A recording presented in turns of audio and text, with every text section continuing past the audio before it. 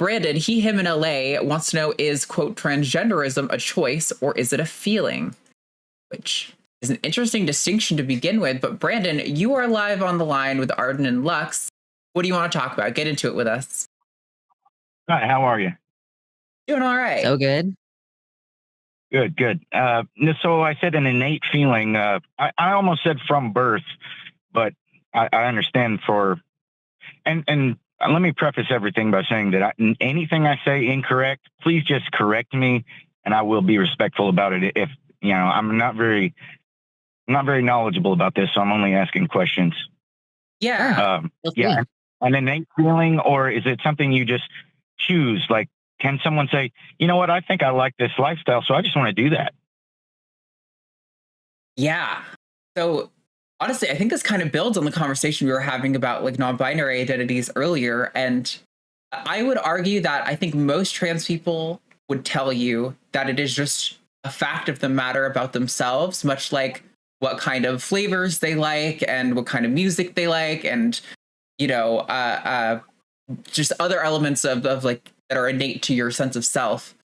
However, that being said, personally, I feel as though being trans should be a matter of bodily autonomy, and that regardless of whether or not there is a fact of the matter underneath the identity that makes you trans, I think you should be allowed to present yourself in whatever way you want to. I think, if we're going to espouse ourselves as the country of freedom over here in the US, I think a part of that freedom is not forcing people who are, assigned male at birth, who are born as boys or born as girls, to capitulate to our particular culture's understanding of gender at this time, in this country, in this culture. I think it should be a matter of bodily autonomy and a choice. But I do think there's a fact of the matter under there. I don't know. What do you think, Lux? Yeah, I mean, I basically follow the same kind of line of thinking where, wow, I love your Pizza Hut glass. Sorry, I just got really distracted. It's a classic Pizza Hut cup. Yep. But yeah, like it seems that the evidence indicates that there is something about the brain that causes people to feel this way. So it is a thing that like you feel you want to pursue. So in that sense, yeah, it's just like part of how your brain works. But yeah, like, could people choose to be trans without this feeling? Like, and this is part of when people make a distinction between gender dysphoria, which is discomfort, versus gender euphoria, which is like a feeling of comfort and safety in like recognizing that you are trans or whatever. Or like if a cis man, has been working out and he's big and buff and he's like, I love being a big buff man. Like that is also gender euphoria. So, yeah, we're all kind of seeking pleasure. Like that's kind of what human beings do. And if we make being trans like not something that people stigmatize, if being trans is not something that people will harm you over, it could be something that people just choose to do because they have a whim, I guess. And so we're at this point, we're like drawing a distinction between like an earnest, deep pain versus like the whim of just making the choice. And like, is there really a big distinction between those things? If you even have the desire to inhabit a different gender role, could we consider that basically the same as having some innate thing about your brain that makes you inherently trans or something? Like, I don't know. Yeah, I would love to live in a world where people could just arbitrarily choose to be trans. I think that would be a good thing. And I completely agree with Arden about the bodily autonomy, that you should have the choice to make informed medical decisions for yourself. Could it be temporary? Yeah, like, is there a lack of value on temporary things? I guess is like a question that I would ask in response to that, because I think people tend to view phases as less valid or like not a good thing somehow. So yeah, I mean, if the whimsy takes you and then you realize later that, oh, the whimsy is taking me back a different direction, like I think that that's a valuable part of the human experience, I would say. I also think like to build on that, and then I would love to hear more of your thoughts on everything we've said, Brandon. for a lot of people who end up transitioning and then kind of deciding, well, maybe that's not completely right for me. The data seems to represent this, and this is my experience with people I know who have the lived experience of sort of detransitioning and staying detransitioned. They don't typically like go from, and we talked about this a lot on actually the hang up last night. They don't really go from like, I'm a man, I'm taking testosterone and getting a double mastectomy to, darn, I wish I could be a trad wife and pop out 8 kids. Like often those people who detransition and kind of are like, well, maybe being trans isn't completely right for me, end up being like, kind of like what we were talking about earlier, where it's like, you know, I don't know what label you want to put on it. I don't really care. I just want to be myself. And if that means not taking testosterone anymore, if that means, you know, maybe even getting like breast augmentation so that I can have breasts again, like then so be it. But I'm not really trying to fit into per se other people's like model of what I ought to be. Does that make sense? Sure. Yeah, if you got a second, I can expand on it. Yeah, I would love to hear what you think. Sure. So for the most part, I kind of just totally agree with you guys. There are certain points where you drive it back that I do tentatively, again, stop me and educate me if you need to, but when it goes back to children, I do have a stopping point. So as an adult, I agree 100%. People can get their whole body tattooed in black ink and, you know, get their scleras tattooed red. You should have full freedom. Bodily autonomy is what you said. But as it goes to children, sure, if they wanted to dabble and you know, dress up, change their hairstyle, certain things like that. When it goes to hormonal things, I still tend to disagree. At that point, I would stop and say, because you kind of just concreted it now in my head that it could be a phase, where if someone was gay, I would never say you're just going through a phase. I would see that as disrespectful. But now you're kind of making me feel like, well, if it could be a phase, I would not feel as a bigot to tell my child, hey, why don't we wait on this part because you could regret this. And you just tell me whether or not I'm on the wrong track.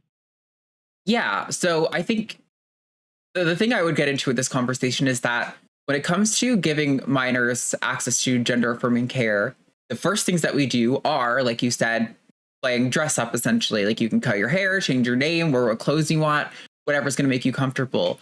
When it comes to accessing like puberty blockers, for example, we have pretty strict guidelines. And mind you, these puberty blockers are available to cis kids for purely social reasons. And that is uncontroversial. Like if a young girl is developing really early compared to her peers and that's making her uncomfortable, like that is an option that is medically available to her for purely social reasons, to like delay puberty to match her peers. It's not like I'm going to have health concerns if I don't all the time, although that is one incidence of that.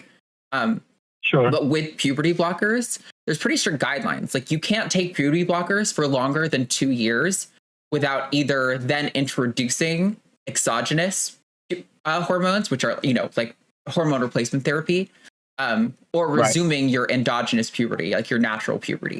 Because after that period of 2 years is where we start to see bone density issues and brain development slowing kind of things. And we're well aware of these risks, and it's already incorporated into the treatment model for both trans and cis kids. However, we have pretty good diagnostic abilities in this realm. The majority of kids who go on to get puberty blockers do go on to transition. And when they're followed up at as long as 8 years, the vast majority, and we're talking better success rate than many other uncontroversial medical treatments, they are not regretting these procedures. And the ones who do quote unquote regret are often, like we said earlier, they're not people who are like, dang, I wish I could have been a trad wife. That was what I really wanted. They're usually like, no, I'm still queer and definitely not your standard traditional cis woman, but transition wasn't maybe necessarily what I want long term. So I think it would still be probably, especially if this person is talking to a therapist and a doctor, And between all of them, they're agreeing that this kid is trans and would benefit from accessing gender affirming care. And you're blocking it because you personally think it could be a phase.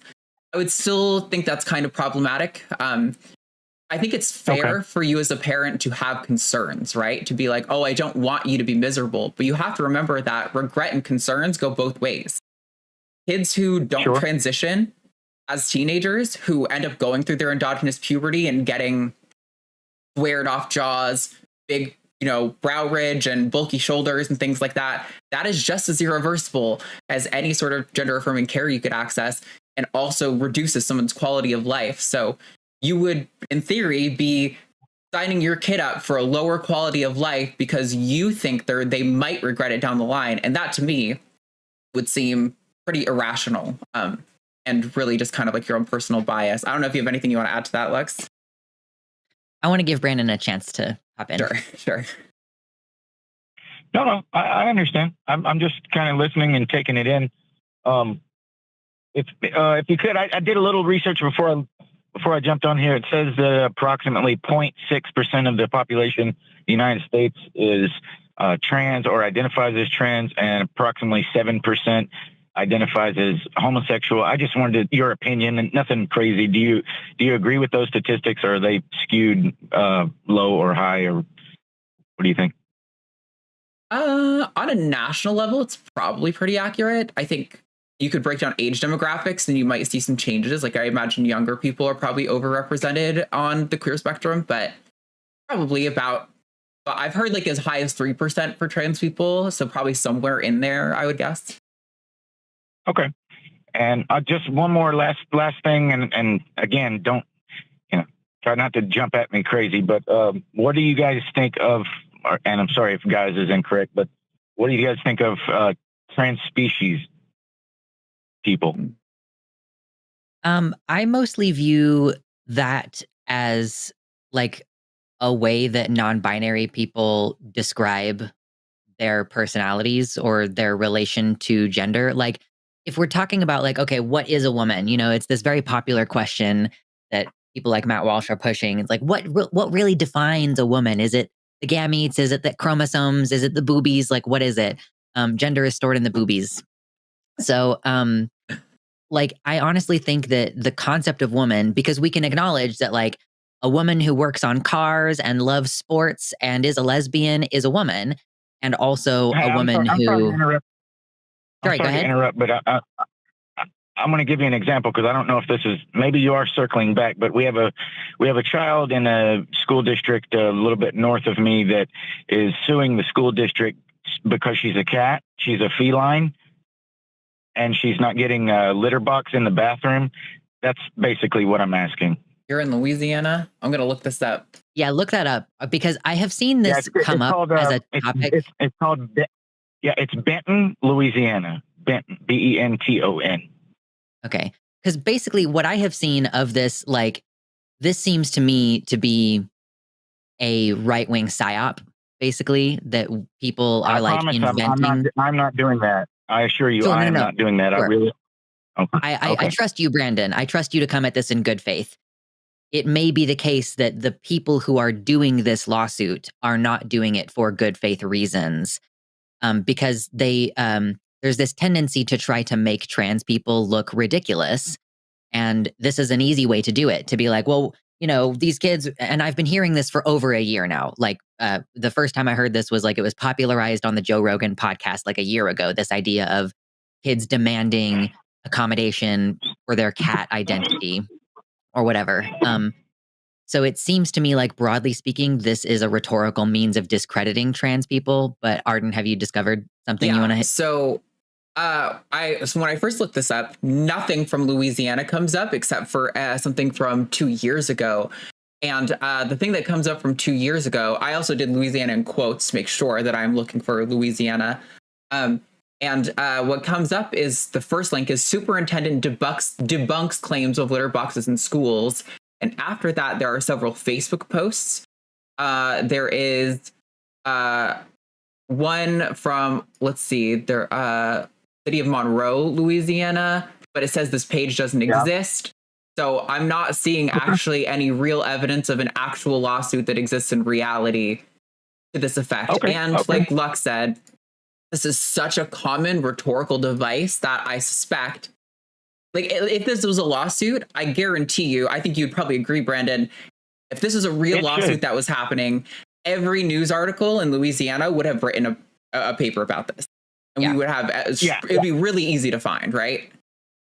Yeah, it should be. It should be. I should have researched it before, but even if not, let's just say I just made it up, which I didn't. But let's just hypothetically, could you expand?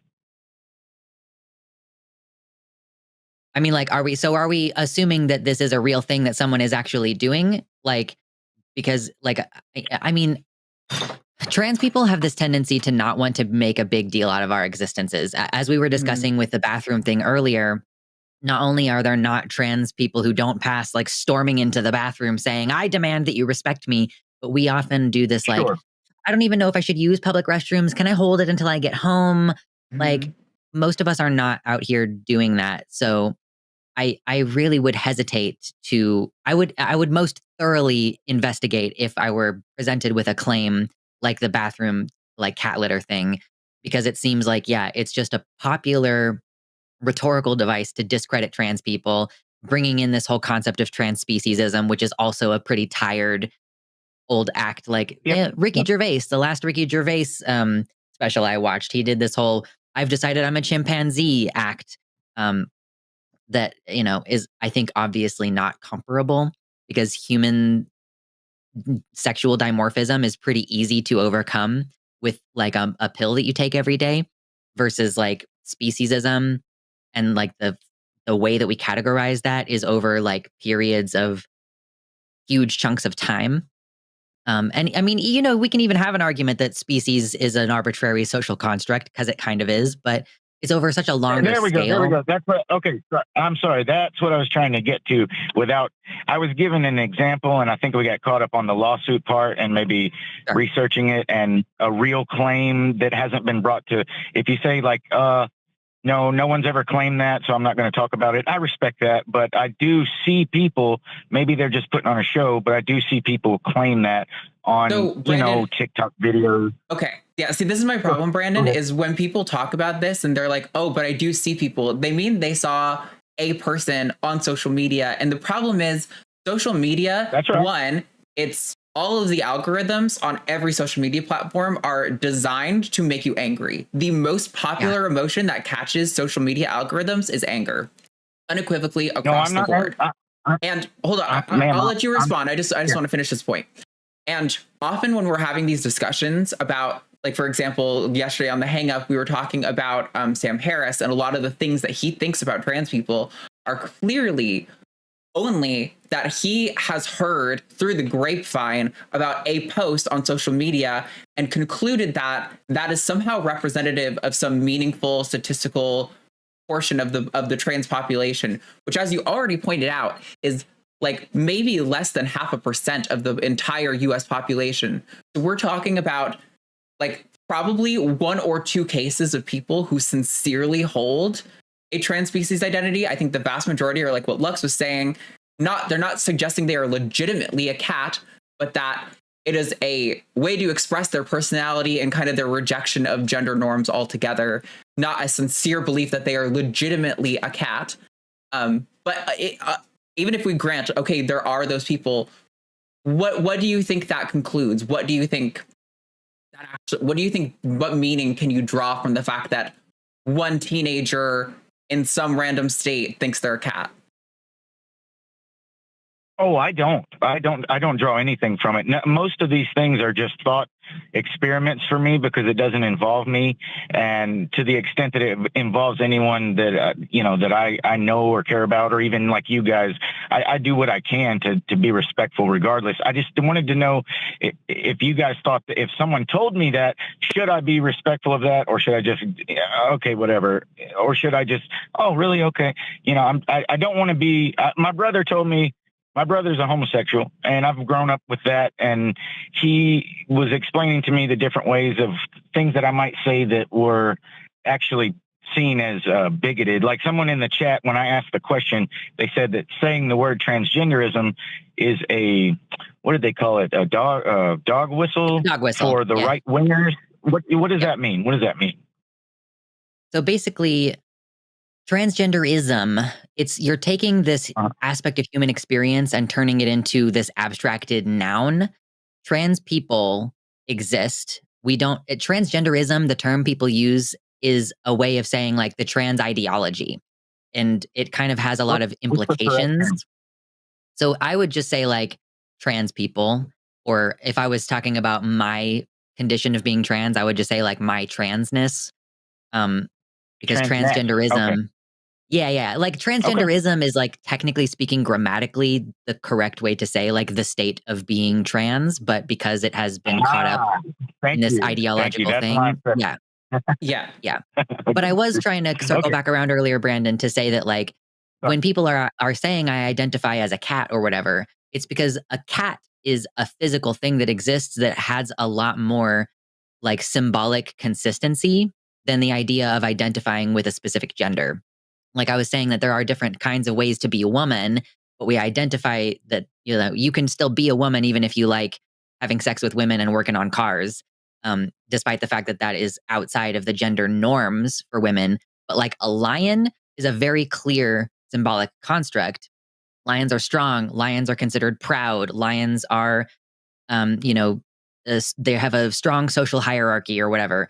So when people allude to those things, it's more to allude to the concepts that those elicit rather than it being like, I truly in my heart believe that I am a wolf or something, which, even if that were the case, it's such a not big deal to just be like, okay, like somebody wants to use vamp pronouns, like short for vampire. And I'm like, all right, that's my friend, Aaron. Vamp is going to come over later tonight. It's like, it just doesn't hurt me at all to accommodate that, whatever degree of sincerity they're holding to it with. Yeah. And I think to build on that, you're kind of saying how like, it doesn't involve me. And I'm just kind of like thinking about these things in the abstract and how like, should I be like respectful? I think like Lux is saying, it costs you absolutely nothing to be respectful. And like, you don't have to like, get it, like nobody is asking you to understand somebody's individual sense of identity on like a deep level. And I don't think that's required of you. I think, you could really start breaking it down and show that you don't really understand what anyone else's personal experience is like. And so you don't need to understand their experience on a sincere, deep level either. And I appreciate that we have carved out a show for questions like this, Brandon. So this is not me trying to like attack you with what I'm about to get into, but like, I just want to kind of draw a point because it sounds like you are interested in this. Like maybe you're engaged in these discussions to some degree. We kind of talked about this again last night. Sorry, referencing a lot because it's fresh on my brain. But the whole like it doesn't involve me thing, I feel like it kind of turns trans people into this like abstract spectacle, like we're animals at a zoo. And I think that's one of the things that's so frustrating about these conversations is it feels so dehumanizing the way people are like, well, let's armchair philosophize about the validity of trans people. And are they the same as someone who thinks they're a giraffe? Like, it's just kind of like, it doesn't feel like it actually leads to anything productive. But I'm like, again, we've carved the show out, so I'm not kind of coming for you for calling us here and asking these questions. That is what this is for. I just hope that broadly, when you're engaging in these discussions out in the world, you start to think about like, while you're engaging in conversations about trans people in the abstract, there are real people behind that who are like actually facing oppression, who are being denied medical care, who are being dehumanized and bullied in their schools, whose parents aren't accepting them and kicking them out of the house. Like these are real people with lived experiences that are like being oppressed in our society. And I hope that when you're engaging in these conversations, you're remembering their humanity,